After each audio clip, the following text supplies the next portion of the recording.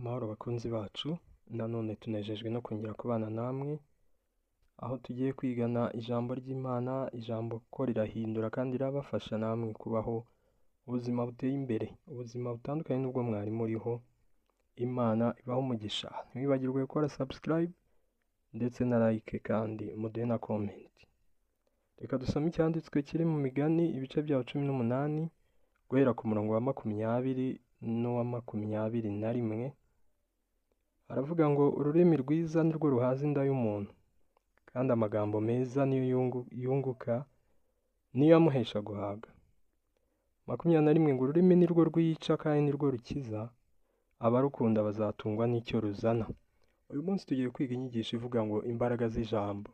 Buriya hari igihe turiho tuvuga tukaganira tukagira gute, ariko ahari ntituzi imbaraga ijambo tuvuga rigira ku buzima bwacu. Kwivugaho neza bituma ejo hacu haba heza, kwivugaho nabi bituma ejo hacu haba nabi, kandi ibyo byose bituruka gusa ku ijambo. Ushobora ugasenga cyane rwose, ariko kubera ko uhora uvuga amagambo mabi ku buzima bwawe, impinduka ntiziboneke nziza, ugakomeza kubaho ubuzima bugoye kandi koko wasenze. Ushobora gusenga ukajya watura amagambo mabi ku bana bawe, ejo ya magambo arakura akabyara icyo wavuze nyine. Twitondere rero mu byo tuvuga. Tubonye ko ururimi rwiza rwo ruhaza inda y'umuntu, ngo kandi amagambo meza yunguka niyo amuhesha guhaga, ngo kandi nanone nirwo rwica kandi narwo rukiza. Nibyo tugiye kureba twifashishije inkuru twese tuzi y'umugabo witwa Yakobo. Yakobo ndamukunda, hari byinshi mwigiraho. Yakobo yahagurutse iwabo amaze gushwana na mukuru we Esawu, uko n'ubundi tubisoma mu Itangiriro. Aragenda afata urugendo ajya kwa Labani. Ageze Labani ngo amubonye yatura amagambo akomeye, aravuga ngo Imana ishimwe kuko izampa umugisha ku bwawe.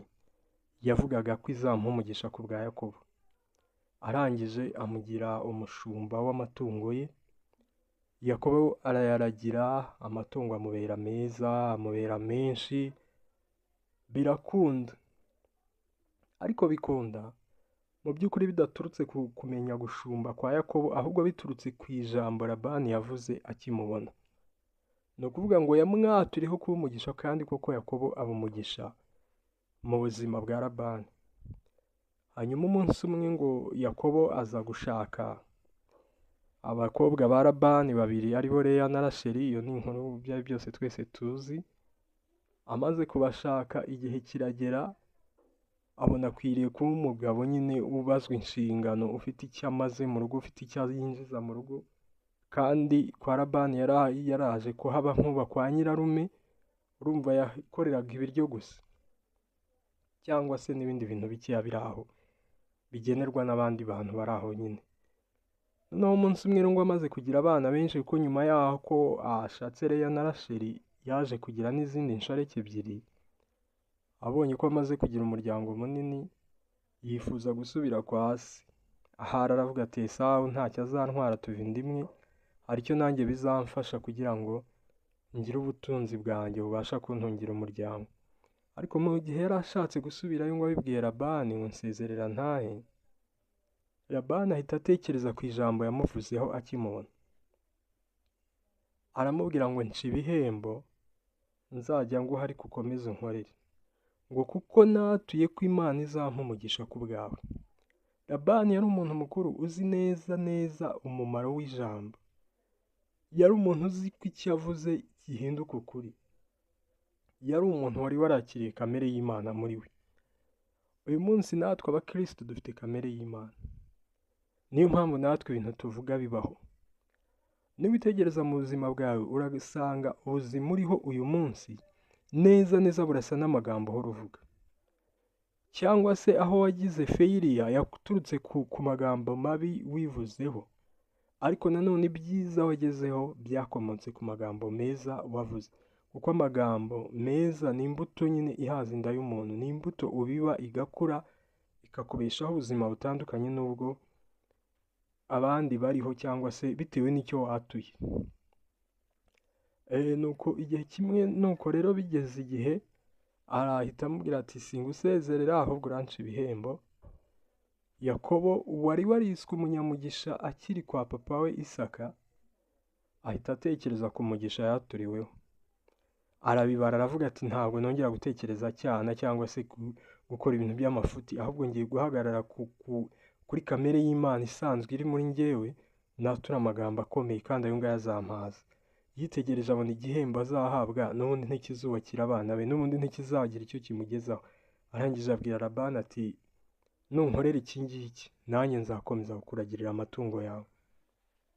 Labani ati ni ikihe unsaba nkakigukorera?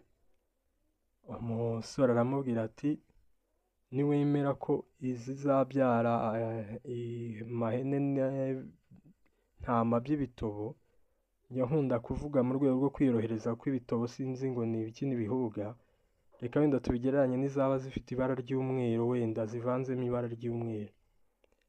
Ati zizavuka zimeze gutyo zizaba ibihembo byanjye. Labani nawe nk'umuntu mukuru usanzwe ufite ubwenge butekereza aravuga ati icyo kiranyoroheye, mfite uko ndi bubigenze. Ngo aca mu mukumbi batoranyamo izifite rya bara ry'umweru, zivanzemo ibara ry'umweru zose aziha abahungu be, ngo ndetse hagati y'urwuri rwa Labani n'urw'abahungu be ngo ashyiramo urugendo rw'iminsi 3. Urumva kugira ngo zizagire ahantu zihurira mu bwenge bwa kimuntu byari bigoye. Ariko Yakobo nyine ahagarara ku ijambo iri ngiri dusomye, amenya neza ko ururimi rwe rubasha kumubeshaho cyangwa se rukamwica. Warangije aragenda ashinga uduti 2 aradushishura kugira ngo habonekeho rya bara ry'umweru nyine, aradushishura dushinga hagati y'ikibumbiro, ngo yatura amagambo ameze gutya aravuga ngo izanywera hano yose ari nziza, haleluya, ngo iyo yose izahita irinda, ngo kandi ibyare izifite rya bara nk'uko abishaka. Nuko arigendera. Iyazaga yose aho ngaho kuhanywera ari nziza, ngo yahitaga irinda, kandi yasama ikazabyara izifite rya bara ry'umweru. Labani ngo arabireba abona birimo birakunda, aribona Yakobo arimo aragwiza ubutunzi, ngo arangije aramubwira ati duhindure, ku buryo ngo baguranye ibihembo inshuro 10. Akaza akamubwira ati noneho izumwe izabyara ibara ry'umweru zizaba izanjye, izizabyara ibara zitarimo umweru nizo zawe. Yakobo ati nta kibazo, agasubira hahandi akongera akavuga, yavuga noneho zikabyara, haleluya, izidafite ibara ry'umweru. Imana yacu yahabwa icyubahiro. Bishatse kuvuga gute? Bishatse kuvuga ngo nawe aho uri ufite kamere y'Imana kubera ko yacungujwe amaraso ya Yesu Kristo. Igituma Yesu yaje kwari kugira ngo twongere duhabwe icyari cyatakaye ubwo Adamu yakoraga icyaha, hanyuma kiduheshe ya kamere y'Imana, ya kamere yo kuvuga bikabaho. Kuko muzi neza ko Imana ikintu ikora, kiniremye cyose kiremesha ijambo. Imana iravuga yo bikabaho, iravuga bigakunda. Rero dufite kamere y'Imana natwe, niyo mpamvu ibyo tuvuga biraba bikaba mu buryo butari bwiza kubera ko twivuzeho ibibi, biraba bikaba mu buryo bwiza kubera ko twivuzeho ibyiza. Utekereze kuva mu bwana bwawe amagambo wagiye watura uyashimikiye yahindutse ukuri.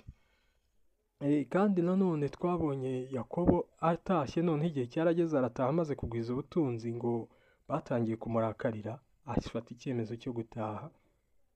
Ari mu nzira rero Labani ngo arabimenya, aramukurikira ko Yakobo yari yagiye rwihishwa, ngo agira aho amufatira aramubwira ati kuki wagiye utansezeye? Aramubwira ati nibwiraga ko utari bumpe abagore banjye, ati nicyo cyatumye ngenda ntakubwiye. Ariko umugore wa Yakobo witwa Rasheli ngo yari yibye ibigirwamana bya se Labani. Ngo arangije ngo Labani aravuga ati se wanagenda mukagenda munyibiye ibigirwamana? Yakobo kuko yumvaga ntacyo yishinja aramubwira ati nta bigirwamana byawe twatwaye, uwo bisangana no gupfa zapfe. Umva ijambo yatuye noneho.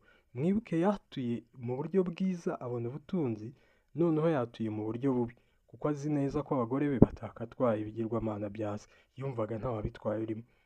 Maze igihe kiragera Labani yinjira mu mahema arabasaka, abasatse ntiyagira ibyo abona. Ariko rya jambo Yakobo yavuze riguma kubaho kubera ko uwari wabyibye ni Rasheli, ngo Rasheli yarabyicariye kugira ngo Isaka abibone. Ariko kubera ijambo Yakobo yavuze, icyo gihe Rasheli yasamye Benjamin, arimo amubyara. Benjamin abaho ariko Rasheli arapfa. Ntago yishwe nuko ababyaza batariho cyangwa se batari babizi, ahubwo yishwe n'ijambo Yakobo yavuze. Bisobanuye ngo turifite ijambo tuvuga, ubuzima bwacu bukaba neza cyangwa se ubw'abandi, dufite n'ijambo tuvuga ubuzima bwacu bukaba nabi cyangwa se n'ubuzima bw'abandi. Rero uyu munsi isomo ririmo cyangwa se icyo twakwigiramo ni uko buri munsi uko tugiye kuvuga twitonde ibyo tuvuga kugira ngo tutica ubuzima bwacu cyangwa se ubuzima bw'abandi. Twitoze kwivugaho amagambo meza kabone nubwo twaba duhagaze mu minsi igoye cyangwa se tubona ko ibimenyetso biri aho ngaho bitakatwemereye kwivugaho neza. Duhore twiyaturaho amagambo mazima, duhore twaturaho amagambo meza ku bana bacu, duhore tuvuga neza amagambo mazima kuri buri kintu cyacu cyose. N'ibyari byaranze bizakunda kuko byose biremwa n'ijambo kandi rwose byaremwe n'ijambo. Mwibuke ko iyi si dutuyeho iyi yaremwe n'ijambo, umuntu yaremwe n'ijambo, nta kintu na kimwe kitaremwe n'ijambo kubera ko Imana yo iravuga bikabaho. Kandi mwibuke ko ijambo ritubwira ngo turi utumana duto, bisobanuye ngo natwe dufite kamere y'Imana, dufite kamere yo kuvuga ibyo tuvuga bikabaho. Uyu munsi rero ndagira ngo usabe usubiremo amagambo wajya kuvuga, uyahindure by'iteka. Niba ubona urwaye reka kuvuga ngo iyi ndwara izanyica, ahubwo tangira uvuge ngo nubwo yari imaye nk'injegeza ariko kandi iranoroshye, ejo nzaba ndi muzima. Uko ukomeza kwatura ubuzima, uri mu buzima muri wowe kuko uri umuremyi, uri akamana gatoya. Ibyo uvuze ijuru rirabihamya, ibyo uvuze ingabo z'Imana zo mu ijuru, abamarayika badukorera bamanuka guhita babishyira mu bikorwa. Ntihongere rero kwisuzugura kabone nubwo waba uri mu buzima butameze neza, ntihongere kwivugaho nabi. Niba waratinze gushaka ntabwo uzagumirwa, guma wivugeho kugira urugo kandi rwiza. Niba waratinze kugira urubyaro, wikwita ku icyo ari cyo cyose, komeza wature yuko uzabyara ndetse ugaheka kandi ukarera ukanakuza. Komeza wivugeho amagambo y'ubutsinzi, komeza uvuge ku bandi, umuryango wawe, amagambo mazima abaha ubuzima. Imana ibaha umugisha. Ciao ciao.